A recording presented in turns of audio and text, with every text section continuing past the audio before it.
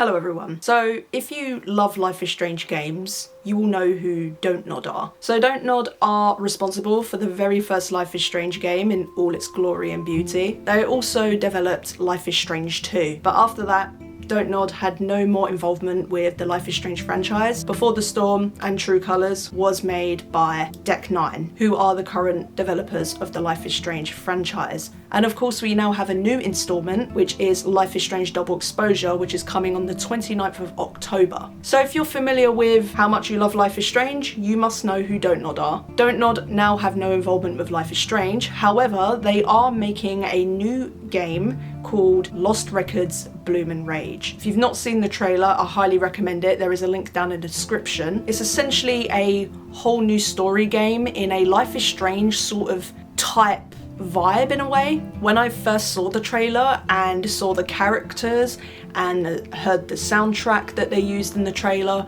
pretty much everything about it gave me very, very strong Life is Strange vibes, which was expected because, again, it's Dontnod. But the game is actually set in 1995 and 2022, and the game is actually about a fateful summer, which I'm assuming the fateful summer is the one of 1995, where they embark on a new narrative journey and then 27 years later have to confront the dark secrets that made you all promise to never speak again after that fateful summer. So we have gotten a bit of a synopsis per se about the game, so I'm just going to read it to you. This was on Steam. Rewind back to 1995 in Lost Records Bloom and Rage, a brand new narrative adventure from the creative minds behind the critically acclaimed series Life is Strange.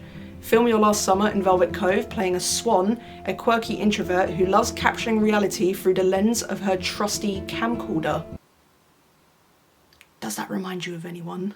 Get to know Nora, the rebellious firecracker, Autumn, the thoughtful leader, and Kat, the enigmatic and strong-willed. From making music videos in Nora's garage, to sharing secrets under the stars, to discovering dark places shrouded in mystery, it's going to be a summer packed with unforgettable moments for this newfound sisterhood. However, as summer comes to an end, so does their friendship. A downward spiral culminates in an unexpected event that makes them promise to never see each other again. Now 27 years later, the fate reunites them to confront the long-buried secret that they left behind in 1995. The girls, as promised, made all those years ago, forever altered the course of their lives. The reason behind this promise is in your hands as you make choices both in the past and the present. Shape the narrative of both timelines in 1995 and in 2022.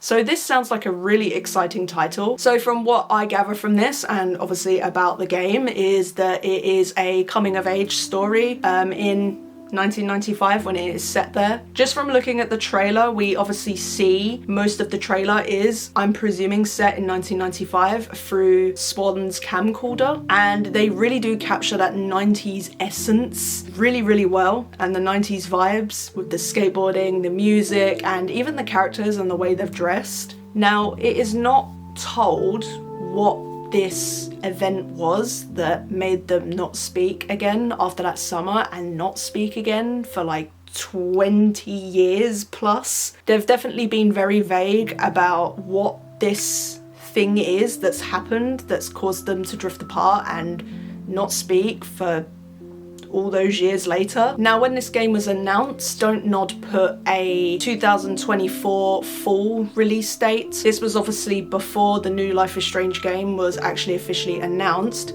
However, about a few days ago, Dontnod tweeted that they were going to delay the release of Lost Records Bloom and Rage, and this is what the tweet reads. We've made the decision to move the release dates of Lost Records Bloom and Rage to early 2025.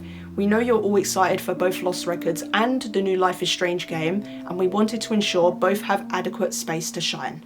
The wait will be worth it. A lot of people have had different opinions about Dontnod's decision to delay their game, even though they announced their game before Double Exposure, which is obviously Deck 9's new project. But honestly, I do think, as well as Dontnod wanting to give these two games space apart, it is also probably in best interest for the developers. I mean, no crunching. Plus, for us as well, I mean, at the end we're gonna get, you know, enough time to play both the games, and also they're now gonna have more time to put more quality into their project as well, and that will just mean that at the end it will be better, a better game. But a lot of people are also saying that this is disrespectful on Square Enix and Deck Nine's part, because they are planning to release a game that is definitely going to be a competitor to Lost Records in the same planned release window. So I definitely think that it is a courteous and good call of Dontnod to delay their game. I mean, obviously Lost Records didn't even have an official release date, but Double Exposure does have an official release date, so I think that they were in a more affordable position to be able to delay the game, unlike Life is Strange, where we do have that planned release date now.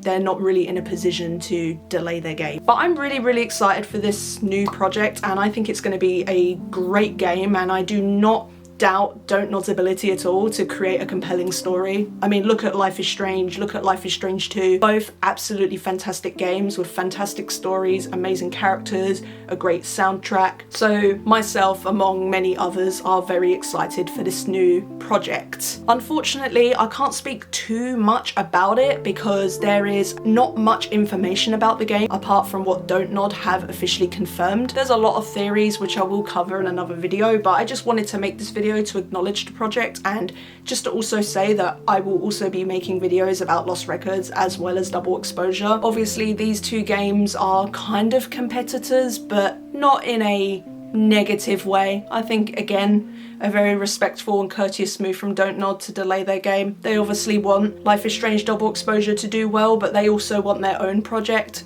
to have time to shine as well. And again, as I said earlier, it gives us more time to absorb both of the games. It does suggest, and it is probably likely, that Lost Records will be episodic or in 2 parts, because in the tweet where they announced that it's being delayed, the wording is release dates rather than release date, and a lot of people are theorizing that rather than it being a episodic game, kind of like how Life is Strange was, and we know that Deck Nine's projects are not episodic, obviously aside from Before the Storm, but Dontnod's Life is Strange projects were. Obviously Life is Strange 1 and Life is Strange 2 were released in episodes, so no doubt that Lost Records will also follow suit, but I don't think necessarily in episodes, I think in 2 parts. My theory is that we will get the summer of 1995 in 1 part, which just covers that summer and everything that has happened between the characters and what this mystery is, and then the final part being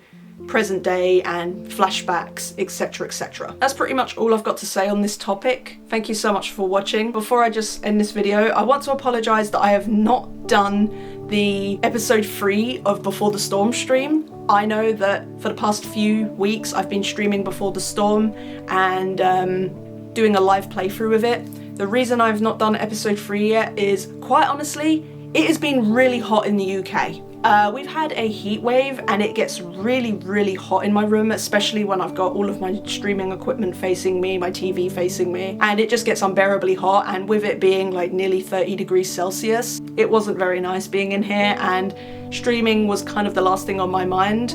My main priority was trying not to melt, so I do apologise about that. And before all of you guys go, well, in my country it was 40 degrees Celsius, blah blah blah. I'm British, okay? British people don't like the heat in this country. It is horrible. We don't have air conditioning, all the houses are insulated. Just look it up, it's bad. Anyway, thank you so much for watching the video, and I hope to catch you guys in the next one. Goodbye and take care.